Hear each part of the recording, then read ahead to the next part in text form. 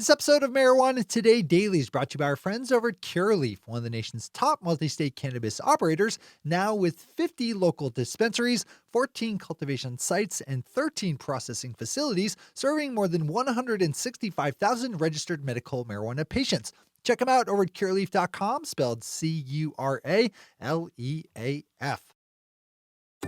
Good morning, Marijuana Nation. It's Tuesday, November 19th, 2019, and you're tuned in to episode 843 of Marijuana Today Daily. I'm your host, Shay Gunther, and I'll be walking you through today's marijuana news and headlines. As always, we have a full and busy day of cannabis news in our hands, so let's jump right into it. Kyle Yeager kicks off our news day with a pickup of a story out of New Jersey, where State Senate President Steve Sweeney and Senate Judiciary Committee Chair Nicholas Scutari announced that there was no chance of lawmakers passing adult use legalization legislation, and that instead they would put forth a legalization ballot measure to voters next fall. In a press release, the two Democratic legislative leaders said, quote, "We're moving forward with a plan to seek voter approval to legalize adult use marijuana in New Jersey. We introduced legislation today to authorize a public referendum for a proposal that will lead to the creation of a system that will allow adults to purchase and use marijuana for recreational purposes in a responsible way." Unquote. You can pop over to Kyle's story on Marijuana Moment for more here. Market Watch has our second headline with a look at the past week for legal cannabis stocks, which have been fairly battered down by a series of negative financial reports from large publicly traded cannabis companies.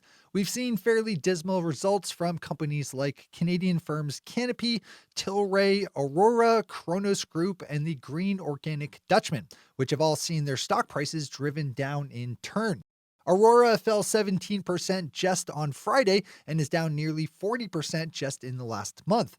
MedMen stock dropped after that company said it was slashing 20% of its workforce and selling assets.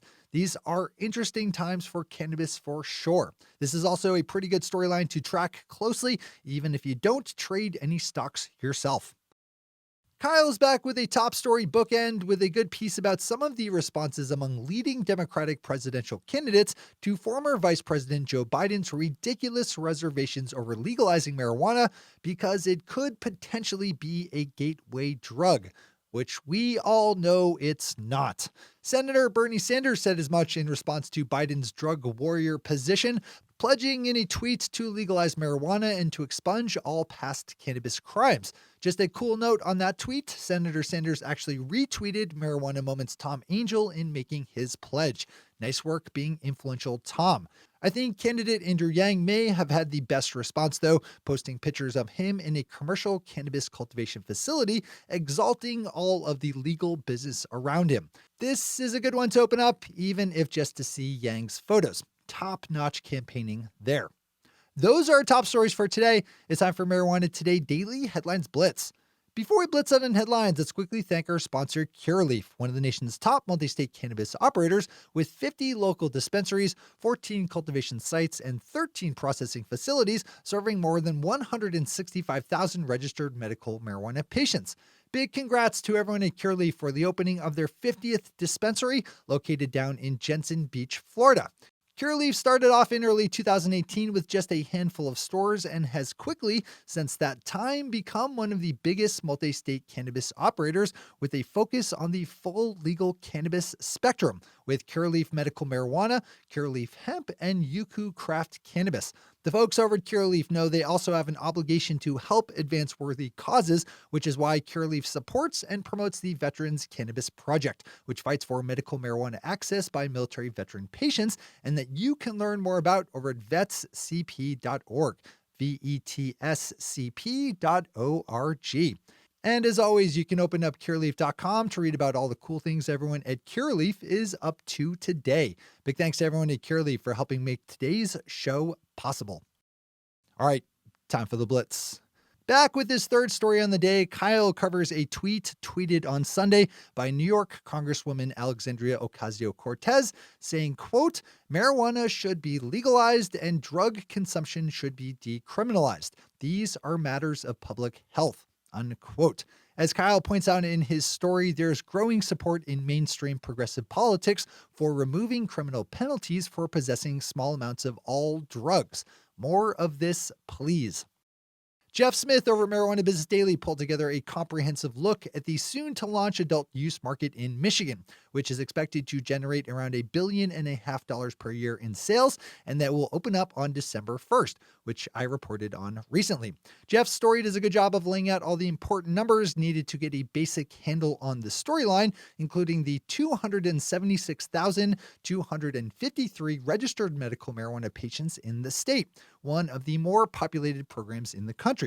One interesting stat is the 78% of all cities, villages, and townships that have opted out of allowing for adult use businesses. This is another good one to keep track of, even if you don't do business in Michigan. Multi-state cannabis operator Acreage Holdings is buying up a nonprofit marijuana cultivator and dispenser in New Jersey, acquiring Compassionate Care Foundation, one of the 6 vertically integrated cannabis providers initially licensed in the state. Acreage and Compassionate Care have been partnered up since 2017, and Acreage said it is buying it outright now in anticipation of New Jersey allowing for adult use sales. Picking up a storyline we covered yesterday, Health Canada said that the response by Canadian marijuana producer Hexo Corp when it discovered unlicensed cannabis growing in a newly purchased facility was quote-unquote acceptable. Hexo Corp released details about the July discovery just on Friday to stave off what it claimed were growing rumors over the incident. Hexo bought New Strike brands in May and as part of its inspection process in July, discovered a part of a grow facility operating outside of licensing. It appears that it was an oversight by both New Strike and Health Canada, whose own inspectors had missed the non-compliance in an earlier visit. This one's a bit complicated, so not a bad one to read in full. Hexo's stock, which dropped on the initial news, rebounded after Health Canada confirmed the response was in line with policy.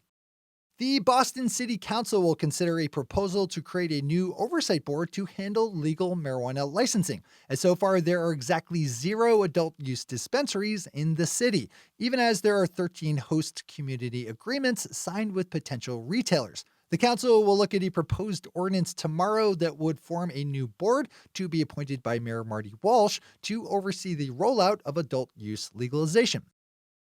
We keep our sights in Massachusetts for this next one as WBUR dives into the world of legal marijuana inspection. Massachusetts has 15 full-time industry inspectors who make both scheduled and surprise visits to the state's licensed marijuana businesses, checking to see that everyone is operating in compliance.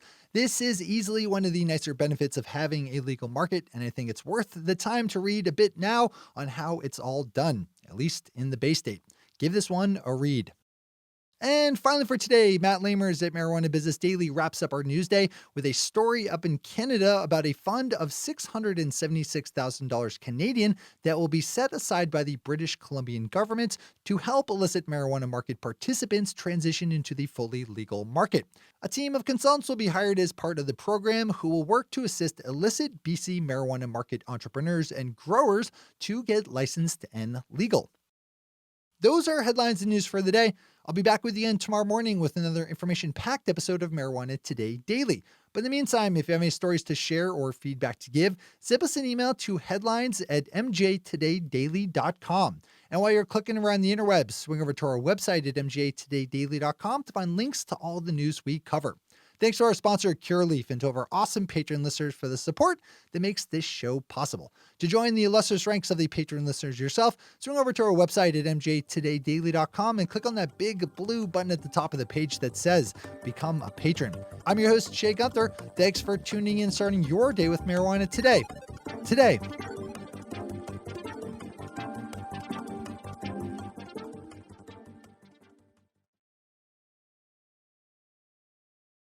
One take, Shay. One take.